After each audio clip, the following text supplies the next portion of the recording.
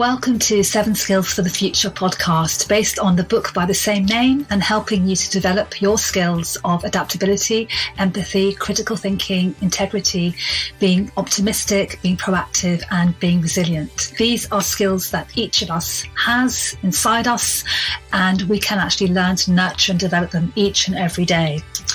Series 4 is all about interviews with people who I believe in some way embody these skills and have inspiring stories to tell. And today I am delighted to be welcoming Briar Harvey to the show from Omaha, Nebraska. Briar is a pretty amazing woman. She homeschools her children and she is a trauma and loss survivor. And she has a great business that she's running. And the reason I wanted to talk to Briar without knowing her story beforehand was because she was keen to talk about forgiveness and forgiveness as a daily practice. And forgiveness, of course, has a very strong link with empathy. It has to start with you. If you don't have empathy for yourself, it's going to be very difficult to have it for anybody else. So Briar's got a really powerful story to tell about forgiving yourself, having compassion for yourself. And it's a very moving story. It's actually quite a heart-wrenching story. I had no idea before I spoke to her what she was going to be telling me. So I was moved, shocked, and inspired by how she is handling her life, how she has come to terms with what happened, and how she uses that daily practice of forgiveness as a way of life going forward. Enjoy the interview.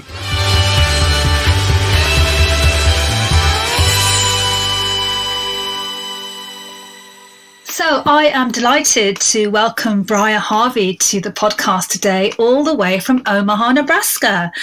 Welcome, Briar. It's lovely to have you on the show today. Thanks. I'm so thrilled to be here. So tell me, what made you decide to come along and be on the 7 Skills for the Future podcast? So I've been talking a lot about forgiveness lately, and it felt very in line with the work that you're doing. So I wanted to come and have a conversation. Great. That's exactly the kind of interviews that we love. Forgiveness, for me, that has a very strong link with empathy, compassion, acceptance, all of these kinds of things. Tell us more about your work in this area. So my journey started 5 years ago. I was pregnant with my third child. I was 36 weeks, and I had a complete placental abruption. So I very nearly died. The baby did die.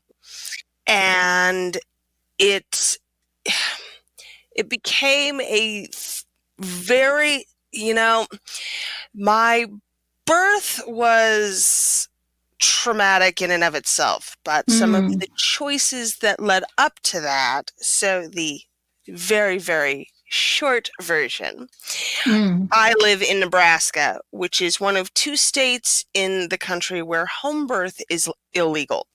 Oh, okay. So my choices for birth were to go and deliver in a hospital or to deliver at home unassisted without a midwife. Because this was my third child and I'd had 2 previous typical pregnancies, and I was a trained doula, and my best friend was a trained doula. I thought, surely I can handle this. Birth is normal. I was going to give birth at home. It was going to be lovely and amazing and fabulous. And then everything went wrong. And the first words out of my mouth were, "Oh my God, I killed my baby." Because I had made this choice, right? To not go with the excessive medicalized birth. I'd had some shadow care, it's called, from a midwife, but I had not seen an OB. I hadn't had any ultrasounds. And, all of this is fairly normal in terms of how you view birth from country to country. There, I imagine not having ultrasounds for you, probably not a super big deal. Here in the States, that's a very large thing, and it's a fringe choice to not have ultrasounds. Right. But I felt like I could handle it, and I felt like I could do this birth thing. And sure enough, it did not go the way that I had planned. So you didn't have any ultrasounds throughout your pregnancy? No. Is that right? Okay. No. Okay, so that's unusual for here as well, I think, even with home births. I considered one at 20 weeks and decided not to. Everything was normal. The baby was already engaging properly. It looked great, It seemed like it was just going to be a normal, typical birth right up until the moment when it was not a normal, typical birth. Oh my gosh, what an experience. What a tragedy for you. So forgiveness then for me was forgiving myself, right? I had to learn about forgiveness because I had to learn how to live with myself. The reality is, I have been told by a number of doctors and midwives that the nature of my abruption was spontaneous. No ultrasound would have caught it unless I'd been seen a couple days before. Yeah. So the reality of it is it wasn't really my fault, but it sure felt that way. Yes. Right? Yes. So how did you navigate your way through that trauma? Because I was so anemic in the aftermath, and I had 2 older children who I was homeschooling at the time.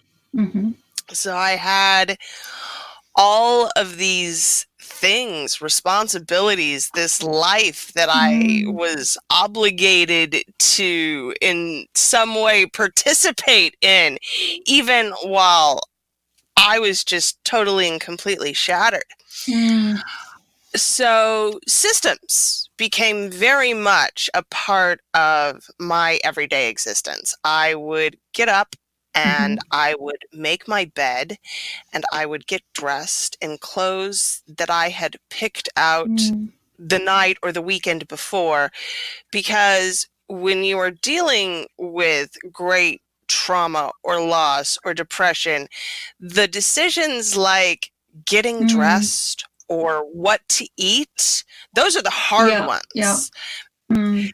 It's so overwhelming to have to choose that the more you can make those choices ahead of time, the easier they become. But listening to you, I can only imagine that you were going through a range of different emotions and experiences. So it's trauma, it's grief, it's ruminating over what might have happened or could have been different. It's a whole host of different emotions there, right? Depression, I mean, all of that. Oh, and I had pre-existing mental health issues, so it was a quite a heavy load to carry. I obviously saw a trauma therapist, but the biggest part of it for me, honestly, was daily, regular journaling. I think that we underestimate the value of purging our thoughts onto paper. And there's something about the act of writing that we know scientifically, there's a lot of research that backs how we feel after we have written certain things. And in the case of trauma journaling, When we tell our story or we talk about how we feel, we have the ability to process and come to terms with those emotions. If we don't, talking helps, but writing is a conversation with yourself. And it's physically writing, isn't it, by hand? That's the most powerful. And when you have that conversation with yourself, you have to be honest. You can't lie to yourself, or it doesn't do you any good. So forgiveness then for me became very much a ritual part of my day and a choice that I had to make every single day, that today I was going to forgive myself and today I was going to move on from this thing. And then we could begin, because it's been 5 years and this will never go away for me. It'll never get better. Yeah. It'll just get different. It's an easier load. But it's a load to carry. It's part of your life. It's part of your existence. Yeah. Always. One of the sympathy cards I got after the baby died was from a much older member of my church congregation. And she said, "You'll never forget. It's been 60 years for us and we haven't." And it was it touched me to know. That's interesting as well, because you often hear, I don't particularly like this cliche at all, but you do hear forgive and forget. But that's not what this is about, right? It's not forgetting. You can't forget. No. So I think we look at forgiveness frequently not in the best of ways. I have found forgiveness to be a gift I give me. It's about me and me alone. And I have some traumatic relationships that I have had to come to terms with. I am not in contact with most of my family of origin at this point in time. And I certainly have forgiven them because I needed to, but it's for me, not for them. Some behavior, it does not deserve to be forgotten. Some behavior should be talked about at length. Some behavior needs to be called out more frequently. But that's not, forgiveness isn't for those people. Forgiveness is for you. You forgive them so that you can move on with your life. That's such an important insight, isn't it? Because it's often thought of as being about other people, but what you're saying is that actually it's something you need to do for yourself and something you need to do every day. And in that way, you're able to, I mean, we say, I write about this in the book, but also on the workshops, but empathy has to start with you. Has to start with yourself. If you don't have empathy for yourself, you're never going to be able to have it for anybody else. But it's also an important part of having boundaries, right? You have to be able to say, I accept you for who you are, but that does not mean that I have to allow you or your behavior into my life. Yes. And that's very healthy when we can do that, I think. But it's not easy to do. It's not an easy thing to do. No, it's not an easy thing at all to do. It's a very difficult thing to say, no, I'm sorry. What you are doing to me is not appropriate. We really shy back from that. And we have to be able to speak for ourselves in the ways that matter. And have you been able to have those kinds of conversations with some of the people in your life? Well, these days it tends to get pretty deep pretty quick with me. So, yeah, I've I've stopped doing things that aren't meaningful to me. Mm-hmm. I've stopped participating in activities that I don't enjoy. I've stopped having conversations that don't fulfill me. And this is not about not being involved or paying attention, because I am very politically aware, but I generally don't want to talk about those things with people because I don't think that it serves us anymore. Mm. I feel like the conversations we are having are very fraught these days, and it is important to have the ability to have deep, important conversations and have boundaries around what you will and won't talk about. Mm. Mm.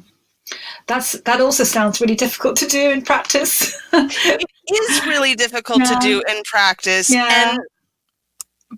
you have to, I think for those things, for me, I've worked as an introvert especially, it's important to me to have like little mental scripts. Mm-hmm. If a Mm-hmm. conversation comes up that I know is venturing into territory where I do not want to go, I have little mental scripts of things that I can say. Mm. Like, I know you feel very passionately about XYZ thing, but this is not a conversation I am willing to have with you at Mm. this time. Mm. Perhaps we can table this and come back to it at a later time when we are feeling less passionate. Mm. You Mm. know, Mm. whatever lines you have to give yourself. Yeah, yeah. And I guess it's also about picking and choosing not only the kinds of conversations that you're willing to have, but who you want to have them with. And Mhm. is there ever a case where you think, actually, I could have that conversation with that person, but I'm not going to. I don't need to. You know, I acquired something on, I believe it was Reddit, many moons ago that I found valuable. Does this thing need to be said? Does Mm. this thing need to be said right now? And does this thing need to be said by me? Mm. Mm. And often, one of those answers is no. So it's really easy to walk away when this does not need to Mm. be said by me. This may need Yeah, to be said by somebody else, but yeah, not by yeah. me, not at this time. I do like that because the urge for it to be said by me right now, this minute, is quite Hmm. strong, isn't it? We Hmm. have a natural urge to put it right, or to say our piece, or to get that point across, or make that point. It's quite a strong urge, isn't it? You know, I feel like one of the most radical things you can do these days is to choose to not have an opinion. But when you choose to not have an opinion, you're keeping an open mind. You're keeping your options open. Mm. So I think it's really important to be open to the options. Mm-hmm. Mm-hmm. And I tend to get in trouble for this occasionally. Well, you should have a stronger opinion about this, but my opinion isn't going to change things. So not having one allows me to continue to take in alternative perspectives. Mm-hmm. Mm-hmm. And just allowing yourself to be open in that Hmm. way. Yeah, Hmm. yeah. And looking at your life now, I mean, okay, it's 5 years on from this awful. I can't even imagine how horrendous it will have been for you at that time. But 5 years on, obviously that's still there. It's very strong, very painful, I imagine. And you talk about everyday forgiveness for yourself. So, and you've talked about rituals and routines and ways that you do that. Can you say a bit more about what that looks like for you every day? You have said some things, but a bit more about how you go about that every single day. So in physical practice for me now, this is actually, I have rheumatoid arthritis, so writing is difficult for me. While I love the actual process of writing, especially as we get into winter, the act of writing becomes difficult for me. So I do most of my journaling in Notion, which I am insanely crazy about as a system. And what I do is I use the talk to text feature on my phone. So I have prompts in my daily journal page, and I will just record specific thoughts. Sometimes I type them out if I'm feeling nimble, and sometimes I write by hand. I also really like to use my stylus on my technology. It's so lovely these days. I can still write and have it convert digitally with optical conversion reader text. So it's fantastic. And the questions that I ask are very specifically, what am I letting go of today? For me, that's where I'm finding my forgiveness. What am I hanging on to that I need to let go of? And I think what comes out of that, every day is different. There's always some different revelation about what I'm hanging on to. Sometimes it's emotions, sometimes it's things, sometimes it's really old disappointments or memories from the past. It's a very open-ended prompt that really allows me to dive deeply every single day. And this is something that we could all do, this journaling that you're describing. I think it would be this open question. I love that question. Do you find that particular times of the day are better for writing? So I am a true night owl.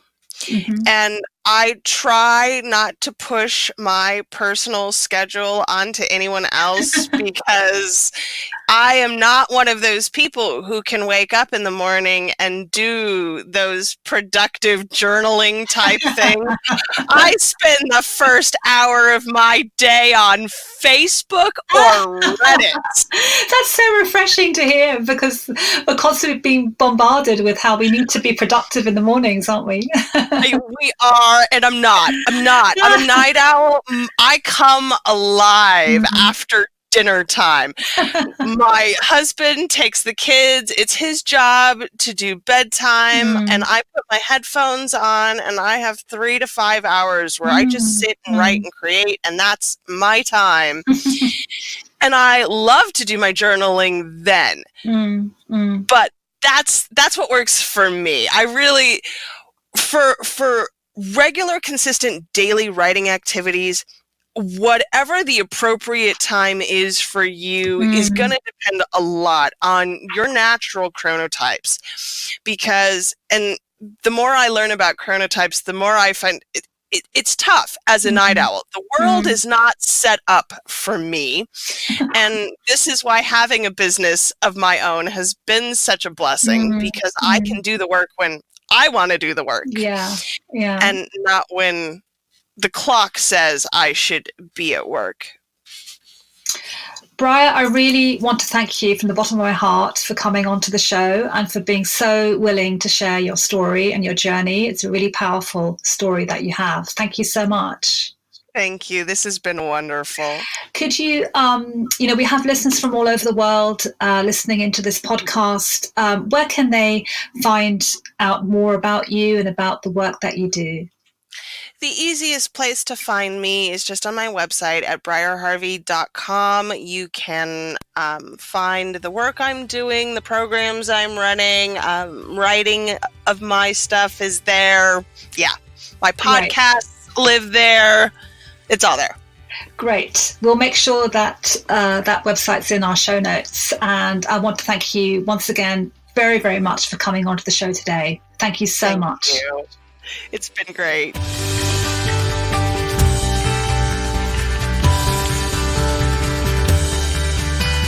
Thank you for listening to this episode of the 7 Skills for the Future podcast. You can find all of our episodes on Apple Podcasts, Spotify, or anywhere where podcasts can be found. If you want to make sure that every new episode ends up on your phone, all you need to do is hit the subscribe button. And while you're there, why not give us a 5-star review so more people can find out about the show? If you'd like to stay in touch or send in one of your questions for Emma Sue, then go to Unimentor on Twitter, 7 Skills for the Future on Instagram, or at unimentor.com. We'd love to hear from you. And of course, there's the book, 7 Skills for the Future, available at booksellers everywhere.